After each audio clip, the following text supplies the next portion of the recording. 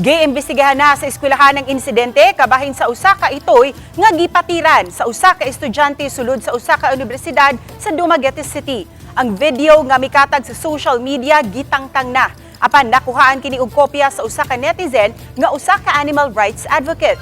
Sa post ni Alistair John Estor, iyang gipaabot ang pagpangayong pasaylo sa estudyante nga nalambigit sa insidente. Sa message, gipasabot sa estudyante nga iyang gibasula ng insidente nga nahitabo ni adto pang March 13. Ang itoy anaara matud pa sa maayong kondisyon. Nangayo na siya og pasaylo sa tag-iya kinsa mitambag kaniya nga mohimo og public apology. Samtang sa usa ka statement, gipasabot sa Silliman University nga nanguha na sila og impormasyon kalabot sa insidente. Gipasalig nila sa publiko nga ilang buhaton ang tumang aksyon. Dugang sa university nga dili nila tugutan ang animal cruelty.